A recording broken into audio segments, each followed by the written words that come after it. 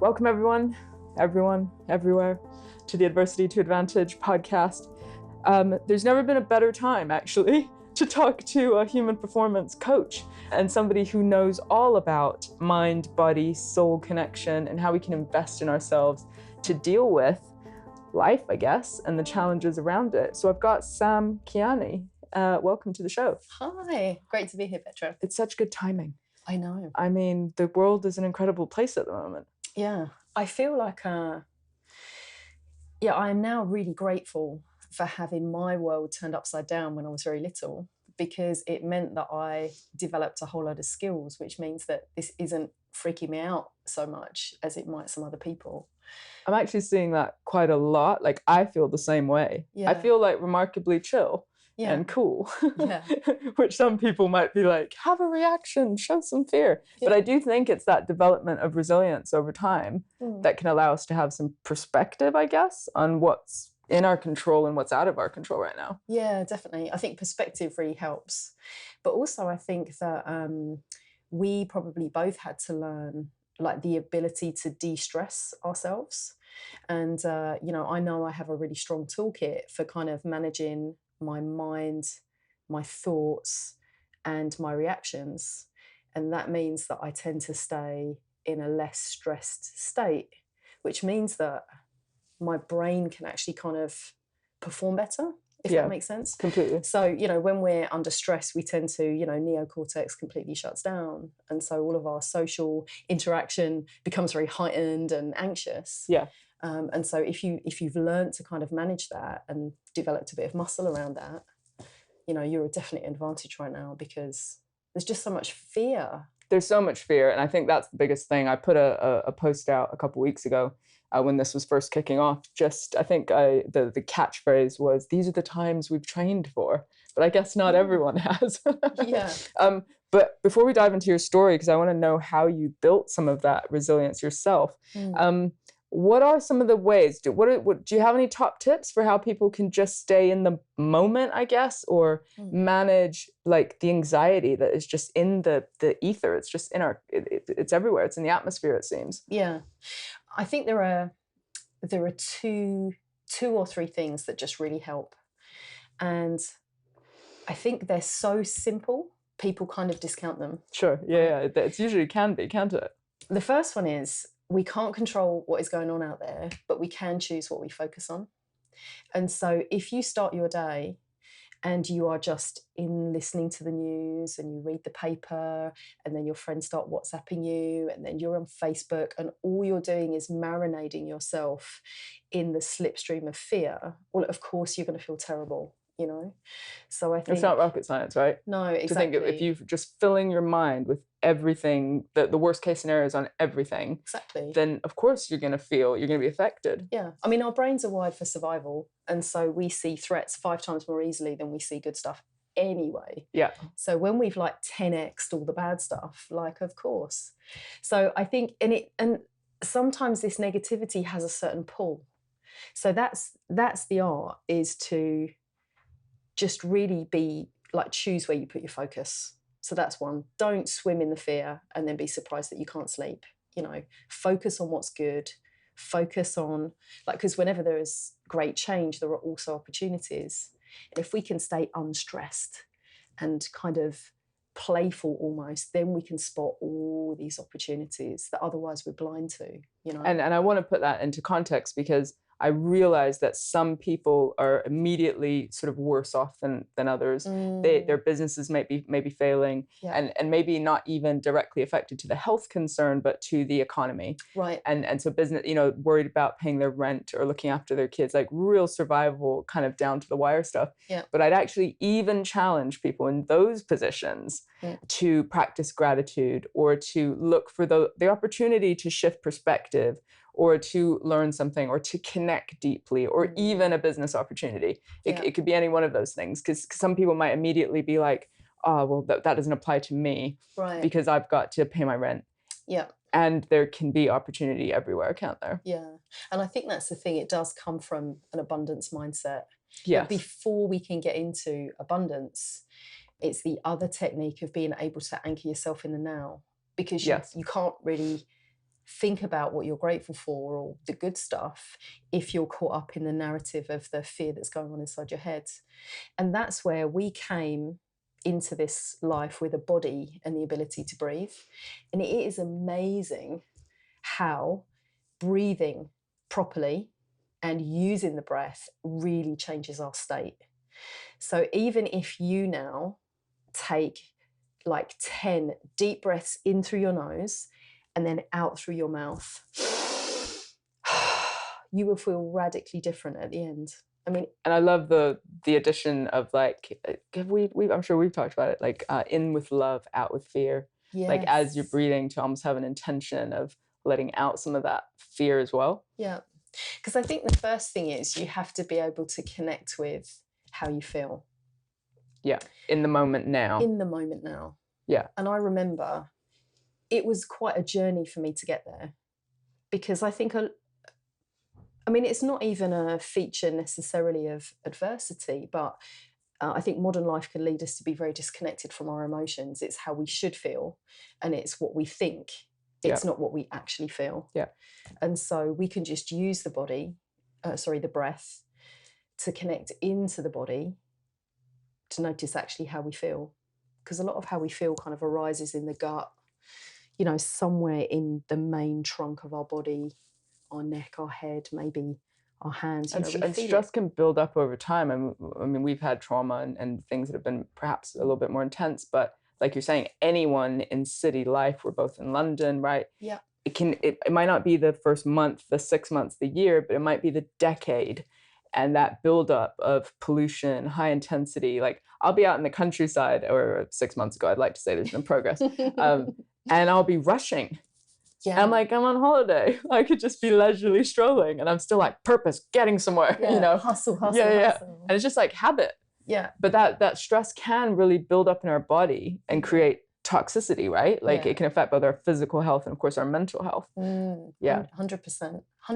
And I think, you know, look at where we've been over the last 10 years as a society, you know, like with the credit crunch. I mean, really since then, everything to do with like, you know, terrorism and the economy, you know, we've been marinating in this kind of fear zone, increasing degree of fear. I completely agree. Yeah, I think since 9/11, there's just been this heightened paranoia, I guess, about like fear on our shores, fear around every corner. Yeah. You know, and it kind of feels like it's coming to a head in a way. Yeah. I loved if you ever watched like the Game of Thrones.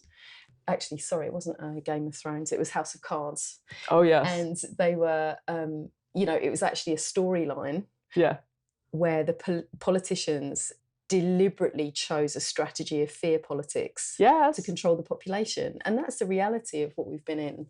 I mean, and we could just sidestep into conspiracy theories, because I've got a few myself, right? But the point is, we have a choice, right? We have a choice whether we choose to kind of fall into this negative thinking. Yes, if we believe everything that's being told to us as well. Yeah. Because there's often context, politics, things that we know nothing about, right? Yeah. And that there's sometimes, you're saying there's sometimes like a purpose within politicians or behind the scenes to be like, if the masses are afraid, then we can sidesweep this in, or do, you know, I feel like there's an agenda, but that's obviously a hangover from my past as well. So let's talk about how we've trained. So how have you built the resilience that I guess allows you to tackle life now? And of course, these are specific circumstances, but I just mean life. Like you've been running your own projects and doing amazing work and really thriving in a beautiful home with a beautiful husband and a wonderful dog and just like lovely yoga classes and just like the perfect life. Like on the surface, I'm just like, Sam, life's perfect. But I know a little bit, and you've certainly been on a growth journey, shall we say. I mean, I feel like this is kind of like a, you know, maybe Sam 3.0 yeah. in a way. Yeah. And the thing is, I think what I've really come to realize now is that, you know, there's no such thing as adversity Olympics. You know, the trauma that might have happened to me or you or someone else, there's no grading inside our bodies. Yes. You know, it's the meaning we make from the events that happen. And so, you know, honestly, somebody who, you know, was locked out for a weekend could feel the same kind of degree as trauma that I did from, much more serious things. Sure. So I really like to think of the learnings that I've had, kind of codifying them into this approach of how we can really build a happy, like how to be human almost. I think Ruby Wax, like, she stole the title of my future book. What? But because these kind of apply to all of us, the reason I still teach yoga, even though I do loads of other things, is because it's such a good grounding in the joining of the physical body with our less physical parts, let's say. And we need our bodies, our physical bodies are like a pet. We have to exercise and eat good food and consider what we consume, to be able to be physically well. And then there's such a strong link with our emotions. If we stay in, I think a lot of people are finding this now, right? Where we're all self-isolating at home, and then we sit in front of a computer for 6 hours, and then we start to feel ill. Yeah. Well, there's a reason for that, because our bodies weren't made for that. Yeah. So it's remembering that, imagine your body's like a dog. I feel like having a dog radically changed my perspective and understanding of life, because you see it in his behavior, if you feed him bad food. So, like, just don't do that. Yeah, and I've got kids, so I don't have a dog, but I've got teenagers, and I can definitely see the cause and effect. It's like a quicker loop the younger they are. Yes. So from toddlers to, as they grow up, it's like the loop takes longer. Yeah.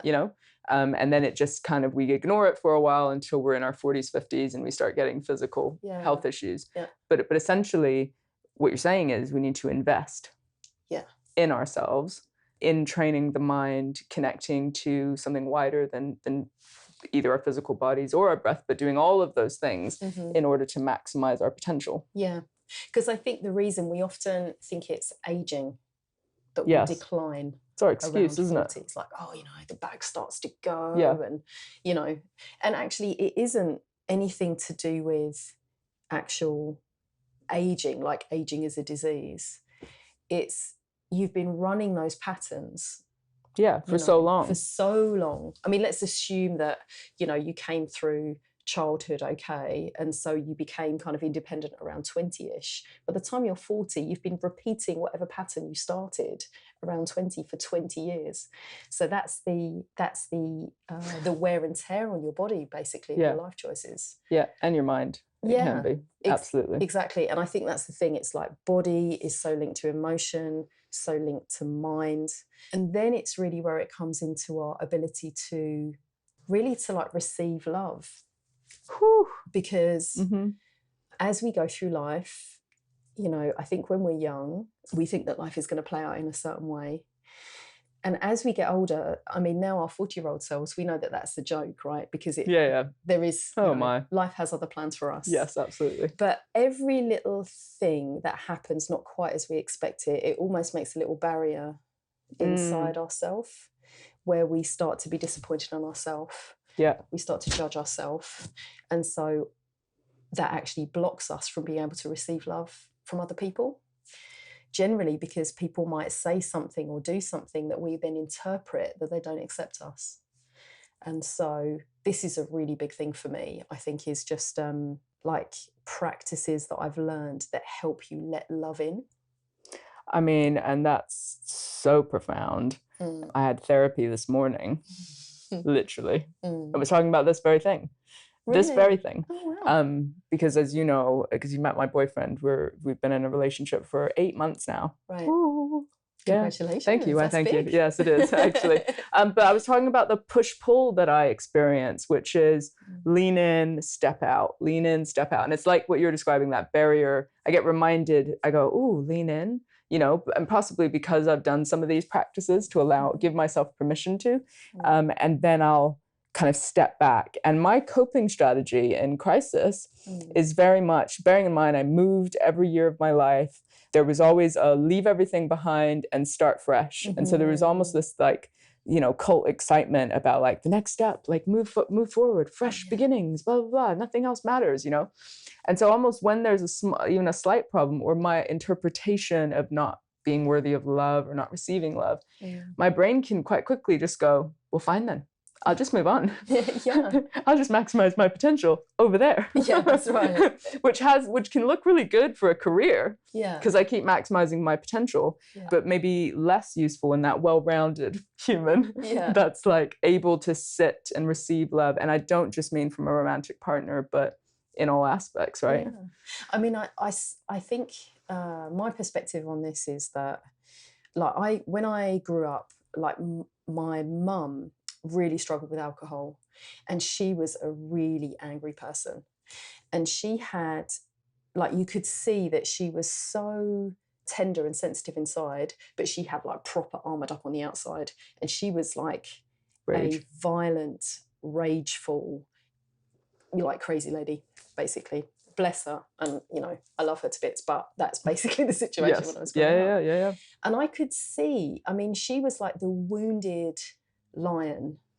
She was going around taking all her anger out on everyone around her with this story running of woe is me, no one loves me. Yeah.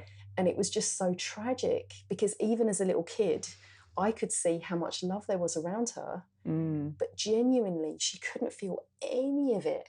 And she couldn't feel any of it because inside she had so much anger really about herself.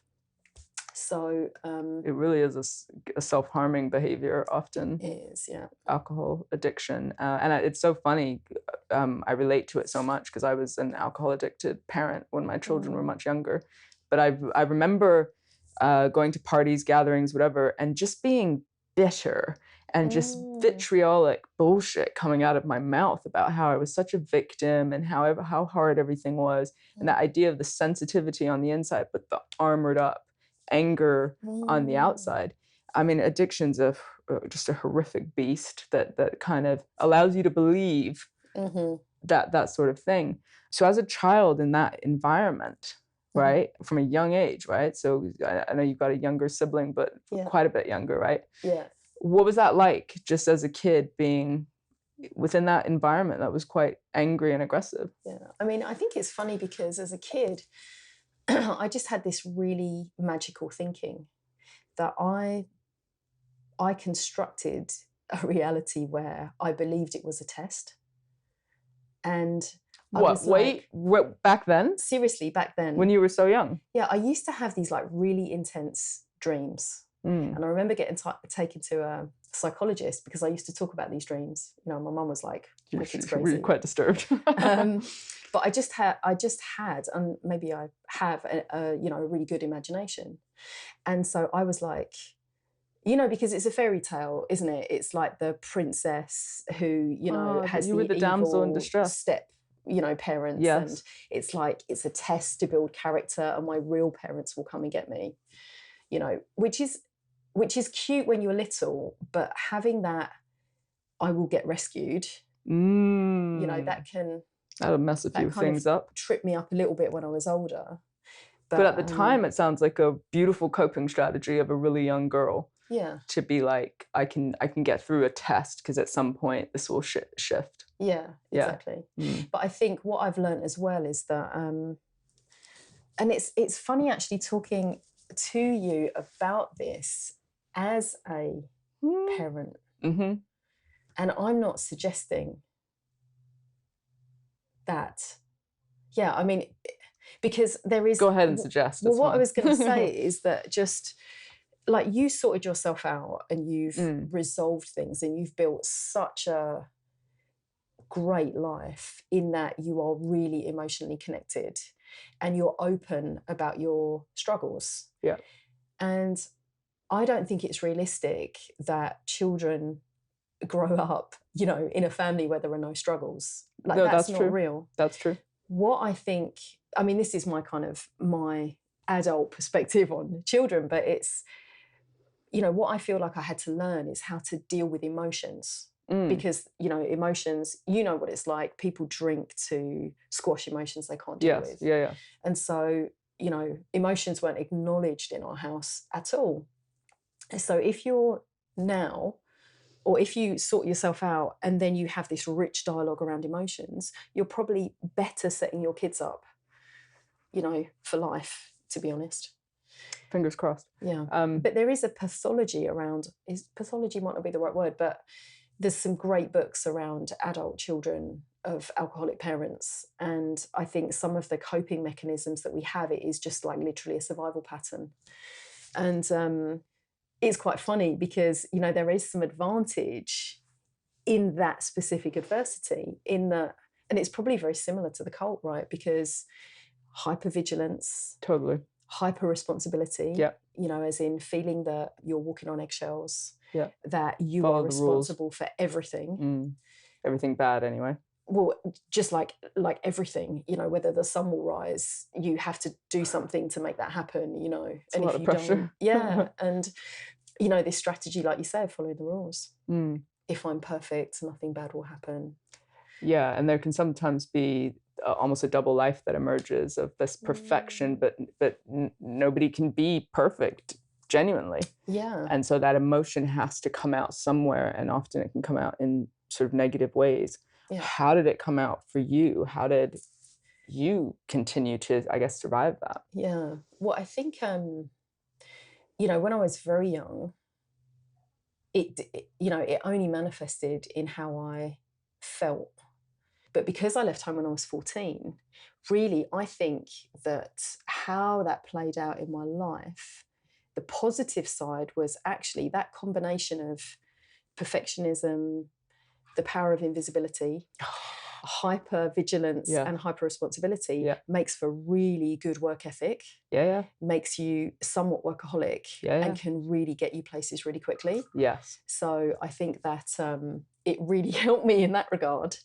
Where it wasn't so helpful is, of course, I didn't really develop any emotional awareness because, you know, I'm still kind of coping with this house of cards that I'm building. Yeah. You know, this, in essence, kind of like this armor. Perfection, success.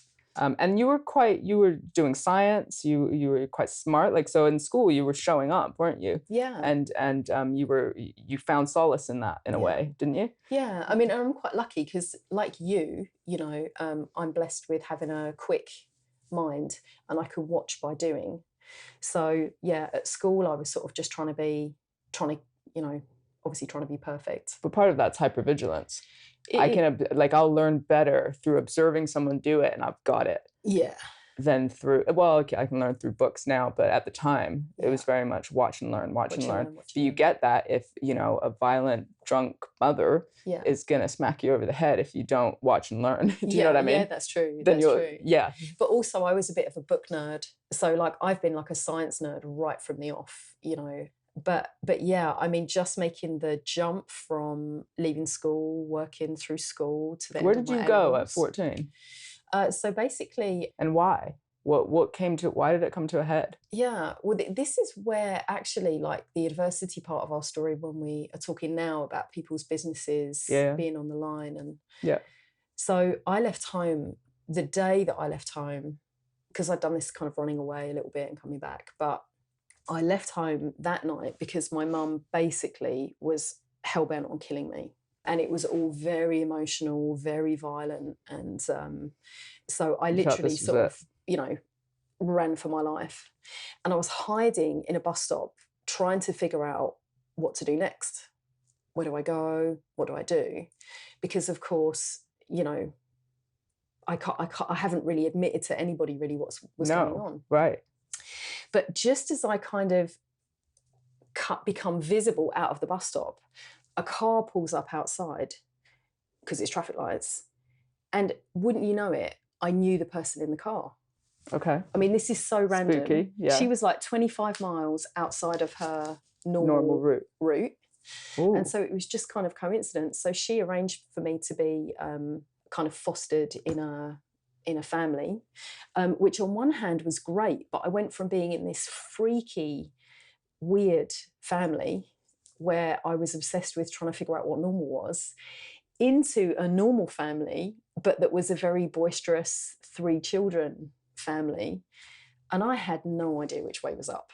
Of course. basically. Very confusing. How do you fit into that environment Yeah. when all you've learned is to be hypervigilant? Yeah. So I think that's where I went through like my listening to death metal very loudly Oh, very stage. good. Oh, but that's a great expression for, your own rage or Yeah. not quite knowing what you felt. Exactly. But then basically as soon as I finished my A levels, that's when I started looking for work.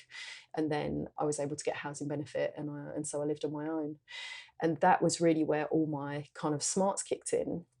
And this I would say is like Sam 2.0, because there's been a definite break from, the scary start in Chaos. life. And now it's just, right, There's more in your let's control build now. the perfect life. Yeah. Right. Okay. But you got this pressure to build the perfect life, Yeah. even though you're essentially looking after yourself now. Yeah. Right. Funding yourself. And yeah. That's right. And I guess it's a lot of responsibility on, young shoulders. And I remember thinking, it's sink or swim.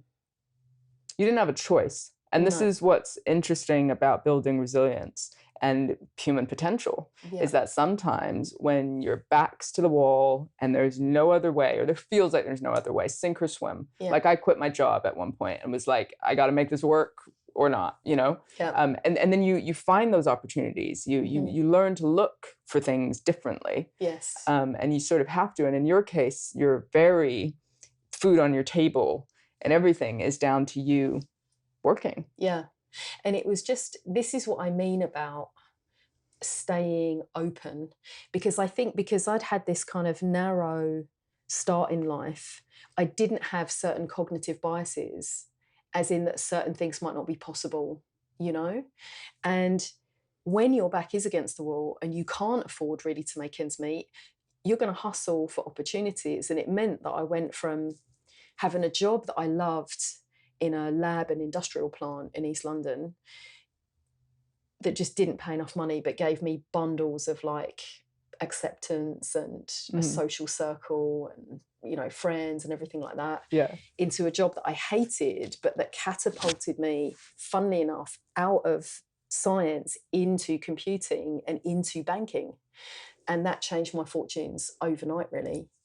And I think that what I learned through that phase is that if you're focused on what you want instead of what you don't want, naturally, opportunities will unfold that get you there. But what we tend to do is we focus on what we don't want, and we tend to moan about it. And so all we get is more of that. So and then it's like, why me? And we can reinforce this narrative that we had a bad start in life and it just keeps coming. Exactly. Yeah.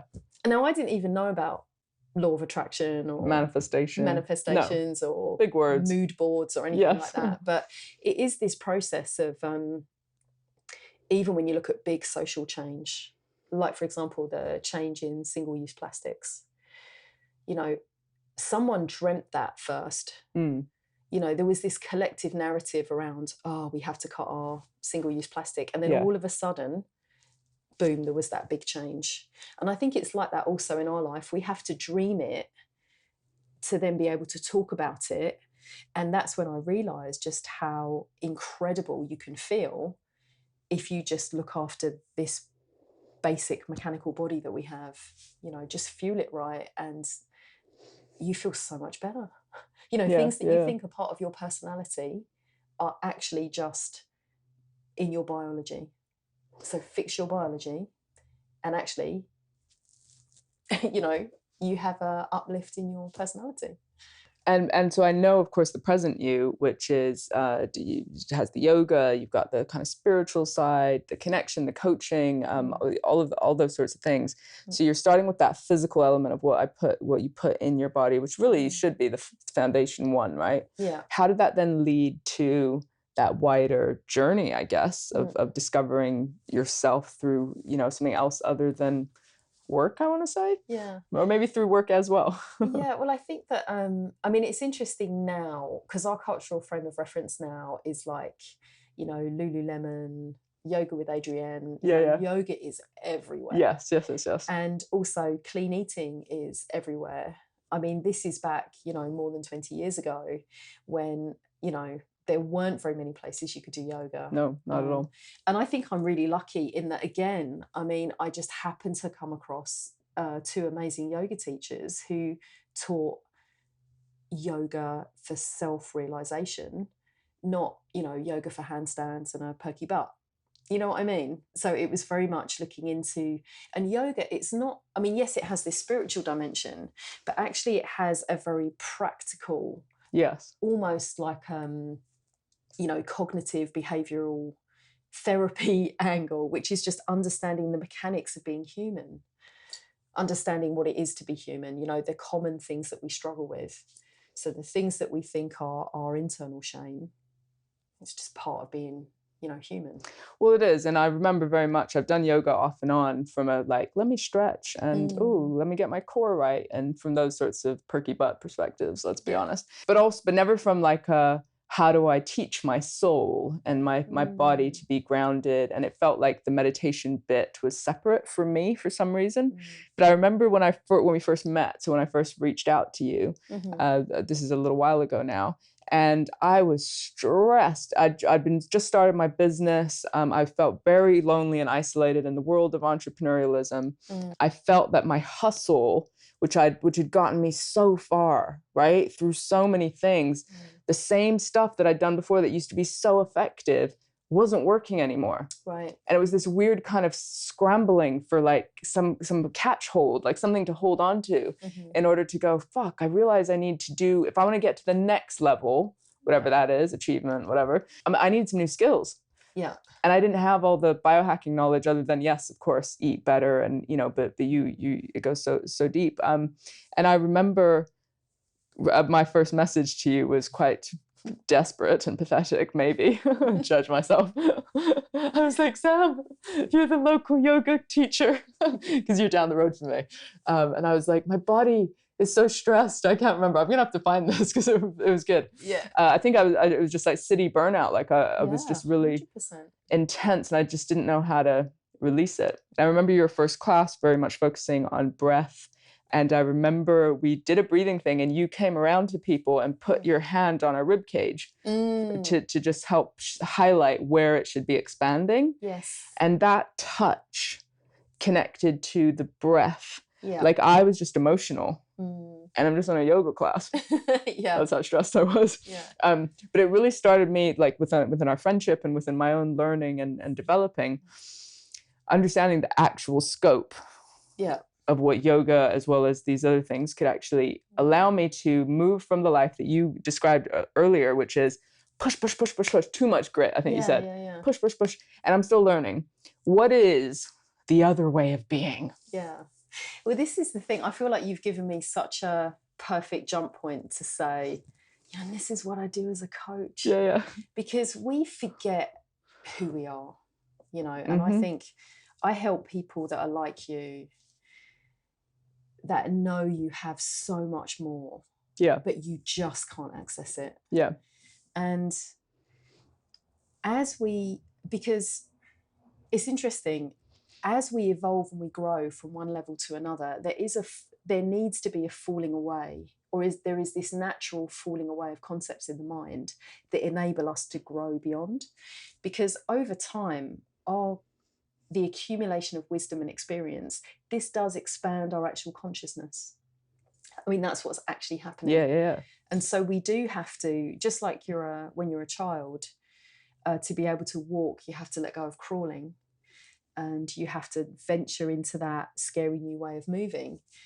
We have to continue to do this through our life. Why is it so counterintuitive or scary to let go? You know? I think that it's just the way that we have collectively constructed modern life. Yeah. Because something that is just so natural to us, we've built so much sort of story around almost. And I think that's the thing, we've forgotten who we really are. And it's incredible. All the clients I work with, and bearing in mind, I think, you know, I'm very authentic, you know, in that I've been through exactly this journey myself. Yeah. Because you had a business fail. Yeah, exactly. You've done the workaholic thing. 100%. And completely crashed out and your identity's blocked into all of this stuff. Yeah. 100%. And I feel like, having hustled, it's very relevant with where we are today because, my business was actually on a fantastic growth trajectory, but then the commercial environment really changed around me. Which you can't plan for or control. And let's be real, as entrepreneurs, this is exactly the truth of it. Whatever your business is only a tenth of what it is to run a business. Because what it takes to be successful is to stay open and nimble. And as the environment changes, just to adapt. And make no mistake, that is incredibly difficult because we get fixed on a vision of how things need to be. That's very true. And what happens over time is that with the grit and with the resilience, we just get degraded over time. And our capacity for good decision making becomes reduced. So we start making worse decisions, which then... Because we get stuck in habit, our habit loop of what we think is a good decision that isn't actually open to the changing times. And if we're not letting go, it's so powerful what you're saying. If we don't have the ability to let go of the old, it's like there's no bandwidth for the new. Exactly. But letting go conjures up grief. The idea like letting go might be something sad or that a loss, losing something is sort of the story that it conjures up, right? Yeah. And honestly, I remember, exploring this whole concept of letting go for years because how on earth do you let go of something? I'm like, what is the 3-step plan? And I think, this sounds kind of like really hokey, but there are lots of techniques out there and you have to do them all and keep doing them, from writing the bad stuff down. It's a good one. And burning it, dark, but okay. Just, releasing it, burning it and releasing it. Having a metaphor in front of you. Exactly. To release the baggage, the emotional stuff, so it feels real. Exactly. And also in connection. The answer to almost all of our life challenges are very simple. Drink more water, exercise more, eat broccoli, connect with other people, connect to something else that's bigger than yourself. Yeah, don't be basically a dick. Your life is gonna be great. Yes. But the more that we connect and we're real with other people. Here's me running this business that's about well-being because I saw how everyone around me was only 80% well, and I'm way more resilient, way more healthy, way more happy. And so I birthed this business in the city of... And you left banking, well-being. didn't you? Yeah, I did, yeah. I left the world of banking into setting up this business. And, it was the perfect life on the outside. But having to maintain that and not being able to be real about the stress that I was under... More imposter syndrome. That's what basically undid me, I think. Because all at the same time... My dad got motor neurone disease and died. My best friend was from New Zealand and she decided that she just couldn't stay in the UK anymore and she went back home. I was married at the time and that just broke down very rapidly when everything started to become very difficult. And we broke up, which meant that I couldn't afford to stay. I had nowhere to live because we had to rent the place out because I couldn't afford to pay it myself. And then the business hit trouble because, like I said, it's like the perfect storm of horribleness. So for those that are going through really tough times now because of, this virus and everything that's happening in the economy because of it, just to reassure you that it doesn't have to end in, because I think I came very close to kind of ending it all. And I realised... Do you mean taking your life? Yeah, taking my life. Like you were life. like, fuck this, I can't do it. I'm so ashamed. I can't face anyone in the street that I have, created, that I said that I was going to create this business and look, it hasn't worked. That I said I was going to stay like your whole identity. And it hasn't worked. But this is the thing, we have this opportunity to always begin again and start over. And I think... I could just see that I pushed and pushed and pushed to try and keep the status quo.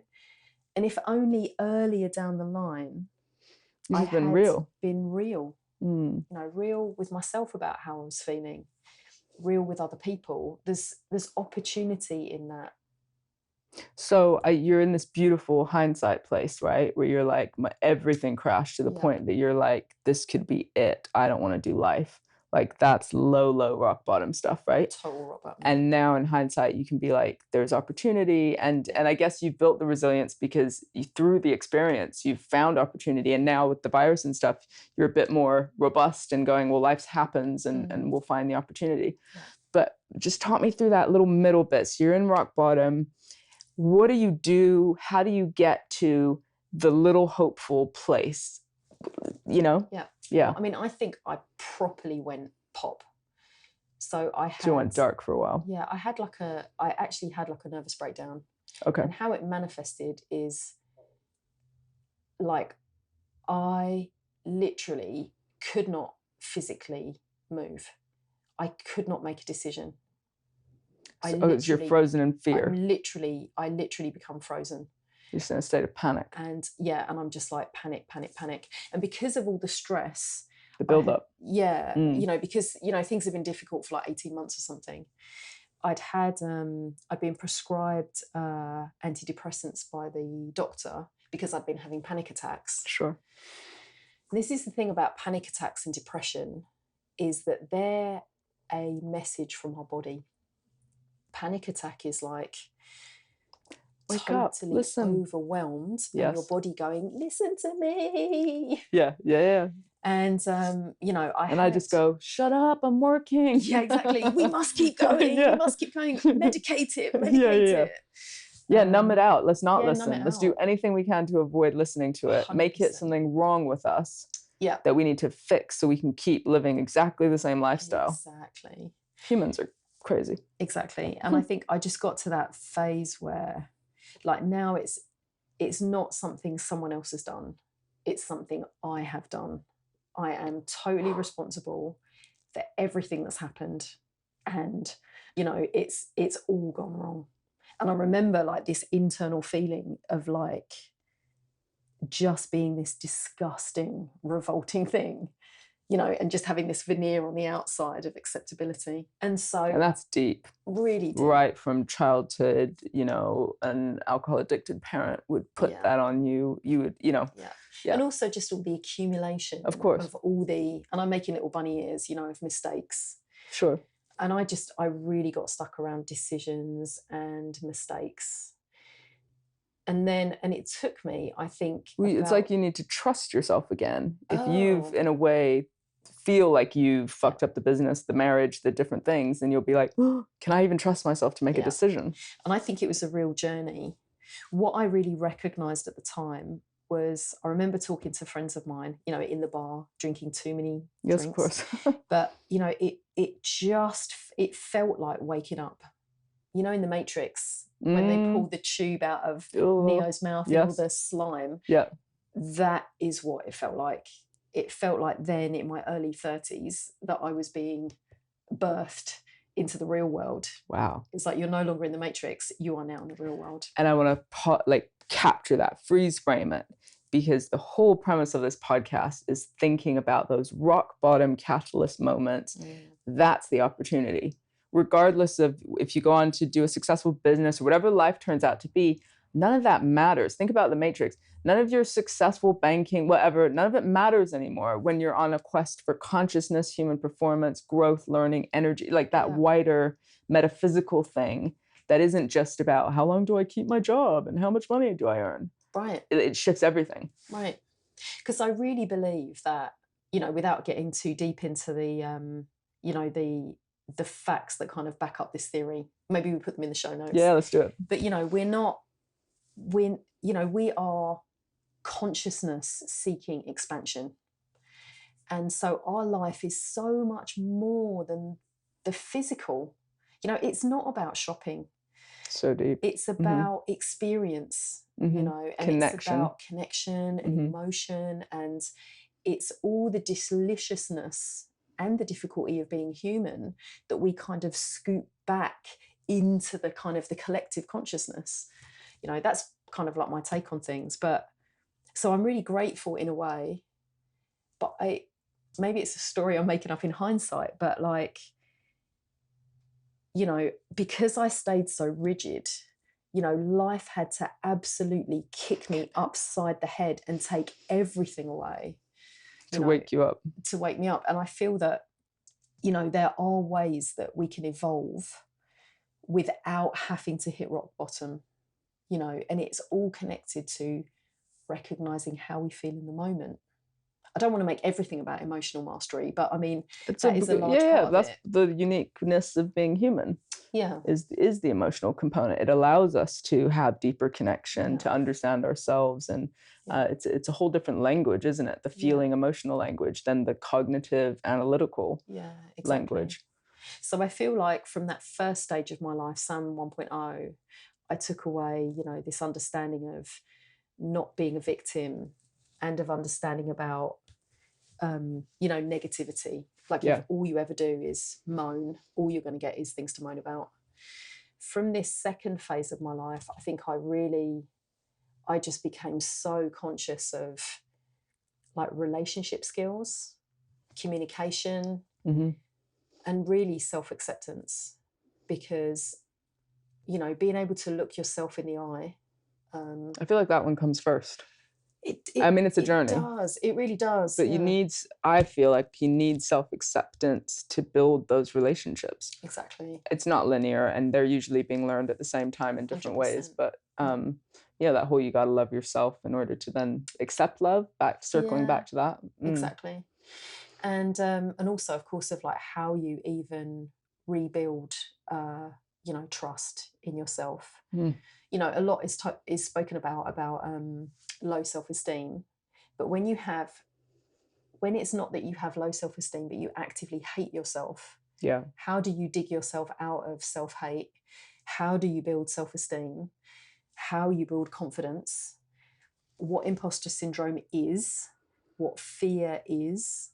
That's why I feel like I have such a comprehensive approach to the coaching work I do, because so much of what I went through, although it was a bit of an extreme example, everyone struggles with a component of it, for sure. Yeah, at least one or two of those things. For sure. And even if you get I work with a lot of senior leaders, C-suite, senior MDs, EDs. Yeah.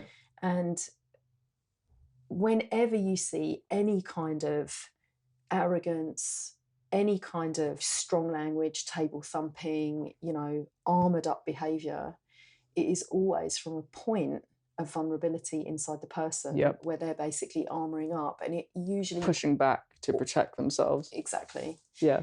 And so even for the highest flyers, I think about you, Petra, it's for you to unleash that next level. You don't need your foot on the gas anymore. What you need to do, I don't mean this like you, but I mean what we need to do is take our foot off the brake, because so many people are driving with their foot on the accelerator and the brake. For sure. And so it's just all these little slow releasing of the brake, which is working on self-acceptance, working on forgiveness. And it's fear, really, to keep that brake down. Yeah, am I worthy? Can I get to this next level? And it is making it harder, I guess, at the end of the day. Yeah. Completely. Now I saw you were on stage. I saw you on Instagram like recently. You're like stage man. There was audiences. There were people everywhere. Yeah. And so the transition is huge from this person who's like rock bottom. There's no point. And you're saying that there are ways to simply build and evolve confidence, becoming the person that you need to be.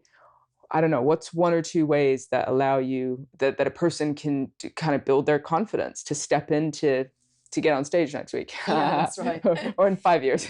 Well, I think the thing is, you have to start from a foundation of self-awareness. Yeah. And it's amazing how just committing to a regular journaling practice, that you review. I mean, the amount of times I journaled but never read back anything, and it is actually reflecting on what you've written, that can be so helpful in revealing, learning about yourself. Yeah, patterns. Yeah. Confidence specifically. So the reason I say about self-awareness is because there's a couple of components to being able to get on stage. One is specifically around confidence, is you get confident by doing. I mean, right? There's no other way. You can't just learn the theory of confidence. Yeah, but again, it's counterintuitive because we think we can do something to get confident and then do the thing. Nope. And you only build confidence by doing the thing, Messing up. being able to objectively review, what did you do well? What might you change next time? Without self-hatred. Yep, without self-hatred, banking that in and kind of growing, evolving forward. Yeah. But the other component is what is beyond confidence, which I see as being a more mechanical thing. Like, what is actually stopping you from opening your mouth? Because sometimes it can be, you know, that nasty voice in your head. Fear of judgment. Yeah, fear of judgment. Sometimes it can be imposter syndrome. I'm not good enough. But it can also be like, who do you think you are? Yeah. To stand up. Yeah. And speak. And with each of these things, when you go into those, like when you really listen to the voice, who do you think you are? Because that's what I realised was holding me back. And then I go into that, who do you think, whose voice is that? And okay, I think it comes from certain relatives, because I had a really angry, horrible granddad. No wonder my mum had issues. Right. So deep conditioning of your environment. Exactly. Effect is informing those voices in your head. Yeah. And then I realised that this, who do you think you are, is that in our family, if you have ever stepped 1 foot out of line and your life hasn't been perfect, you don't have a right to speak on anything.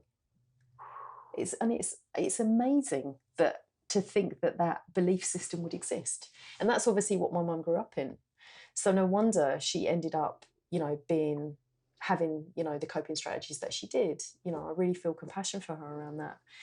But and that's the self-awareness piece. It is the self-awareness piece. It's like, if you can know yourself, and the audience's story is going to be different than your story, and my story is different, but we all have belief systems, don't we? Yeah. That inform those little voices in our head. That's right. And it's pretty powerful when we realize we don't actually have to believe the voices in our head. Exactly. So people don't know that. Yeah. I'm like, that doesn't mean they're right just because they sound convincing. That's right. And that is a really good point, I think, because to any thought you keep thinking, you have to ask yourself, is this true? Yes. And then, if you think it's true, actually collate hard evidence to back that up. Yeah. And then you have to ask yourself, what is the opposite was true? Love that. And then, if that is true, what is the evidence for that? And it's really interesting because, you know, we can go around with these stories inside our head like, woe is me. I'm never this, questioning I'm like them. And then when you look at the evidence, there's way more evidence that the opposite is true. And so then you really have the choice. Do you want to keep beating yourself up and feeling bad?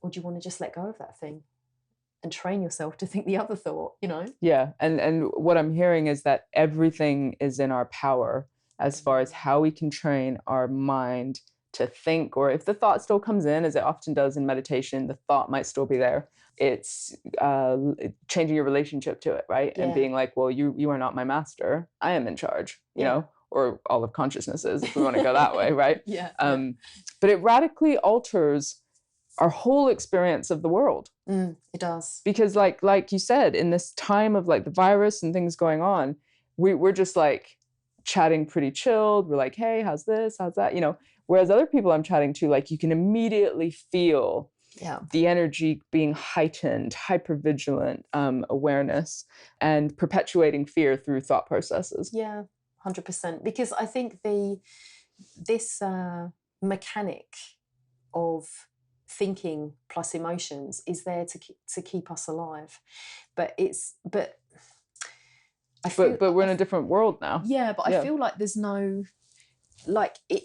I don't know if I'm romanticizing the past, but I mean, some of the Tibetan, like, I really love like Tibetan Buddhism, and I think they were like the original neuroscientists before fMRI scanners existed. They seem to know more about consciousness and connecting into your body, emotional state. And just all these layers of consciousness and the struggles of being human. Some of those texts are like 4,000 years old, you know, and this wisdom has existed, but you know, if you're in the slipstream of just this superficial modern life, you know, you just get caught up in the lie. You know, you get caught up in the lie that eating fast food is okay for you and that biting stuff is the answer. and that, you know, everything you read in the paper is true, you know, that is just a recipe for angst and for a really unhappy life. And you surround yourself with the people that will reinforce that thinking. Yeah. So that your matrix, your loop, reinforces that you must be right, and attach yourself into that narrative, right? Which ultimately is coming out in people's physical health. And mental health conditions are absolutely on the rise. Right. And if there was any opportunity within this very tricky, scary time, one that I'm hoping, and I'm you know, is like questioning our consumerism, you know, and actually reminding ourselves about what's important, which are all the things that you said: openness, connection, responsibility, community, all of those things. And that we actually don't have to live our lives this way. Yeah. We're just on this strange roller coaster that just keeps going round and round and round and round, right? And I think we only do that because somehow we are mistaken into thinking that we'll live forever. And I think one of the meditation practices, which sounds really morbid, but Sam Harris talked about it on his podcast, is the meditation on death.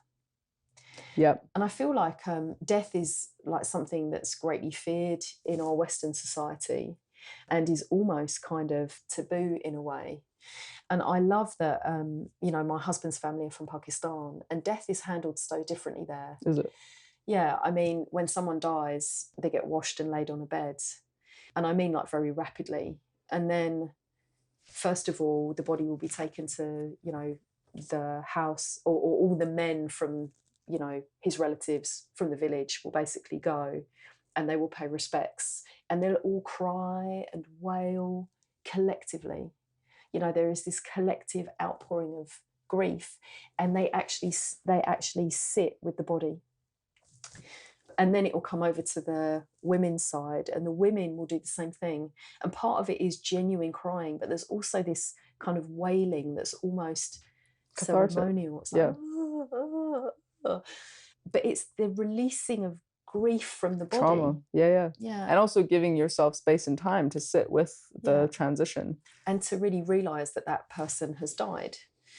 And so, I mean, we could get diverted into talking about death, but my point is linked to what we were talking about, is that if we understand that this life is finite, which more of us are this life, like, do you want to sit and zone out on endless Netflix and just shopping online endlessly? You know, there is a bigger picture, and we need to understand that every day matters. Oh, Sam. Yeah. Not in a grit way, like, because I can feel it, you know, like my you know, my passion coming in, but it really matters, you know, how you feel every day matters. But having, and maybe it's retranslating grit, because our grit is hustle and is drive. I guess grit can also be like trusting that we can let go, and trusting ourselves that we can sit with whatever happens. Yeah. And give ourselves space and time to appreciate, like you say, we only have one life. Yeah. How do we truly sit and know that this is just a kind of a speck in the whole universal process, but it's really a valuable place? And do I just want to sell on my laptop, you know? That's right. And then even, you know, hustle at speed. Connect at speed. But I think this is the thing. It's like, I guess in like adult, you know, I was mentioning about like adult development models of consciousness. You do see this arc, and I see it in my own life, and I also see it in people like Tim Ferriss, you know, where in the beginning it is about hustle, it is about productivity, it is about if you build something, it takes work. Sure. You know, maximizing, you know, what we can achieve in a certain amount of time. But once we've mastered that, the growth is actually internal. Yes. You know, it's like all of the skills to kind of, you know, deal with the practical, deal with the material, they only take you so far. And those are the things that we need to still honour, because things still need to get done. But the work is actually going in, going deep.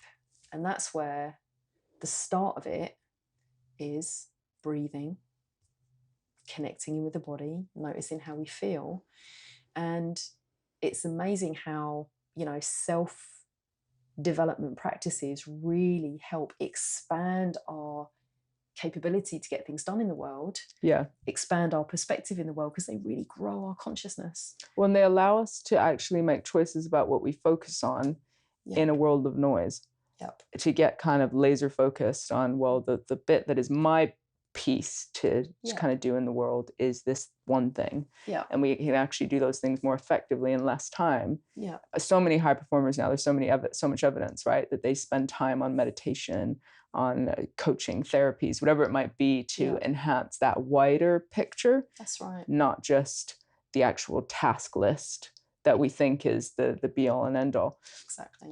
I'm obviously have to get you on the podcast again, and we have to go down the topics of death, apt, but also go deeper onto high performance and biohacking, because I think there's a lot there. Before we close though, and I ask my final question, where can people find you? Can I just say, people, because we've done some skills trades, haven't we? We have. To support each other, because that's how I like maximizing some of this. I got stuff you want to learn, you've got stuff I want to learn. So I've actually experienced coaching with Sam, and you have superpowers. Like your use of metaphor, your use of like bringing a point home and connecting it into breath, body, so many things. I mean, you're an absolute ninja when it comes to helping people kind of transform a way that just feels right into like a whole new sense of, I didn't even know there were new possibilities until I met you. And now I'm like, holy fuck, how do I channel this shit? Where can people find you? Thank you. And I'm now remembering that one of the practices that I'm aware of is how to actually be able to receive compliments. Thank you. Well done. So you can find me on LinkedIn as Samantha Kiani. You can find me on Instagram, perhaps a bit more interesting on Instagram, at _inspired.world. And you can also check me out on the net, www.inspired.world. Love your online presence, and you've been offering some free meditations in light of the crisis, which have been great. They've been a bit early for me sometimes, but super good. So finally, what's the big dream? What are you manifesting next? It's a good question, actually. And it's something I'm working on a little bit right now, is getting a bit more clarity over that dream. Because again, you know, I do recognize that compared to other people, like for example, my lovely brother, you know, I do like to make things hard for myself. And yet still, I'm a bit further on my journey than where I thought I might be by this stage. And so now I'm really thinking about what next. And I sort of have this dream. I can tell you about it. It's kind of this dream of taking people that I coach to incredible places and doing some real transformational personal development in places like, I don't know, the amazing redwood forests of Oregon. Oh, amazing. Or, you know, a mountain top somewhere here. Yeah. So, nature. In nature, transformational experiences that really connect our human spirits to something bigger. I'm the first on the list. I can't wait. That sounds amazing. Thank you so much, Sam, for being in my life and being a wonderful influence. It's been so amazing. I can't wait for this podcast episode to be live. Thank you so much. Thanks so much, Petra.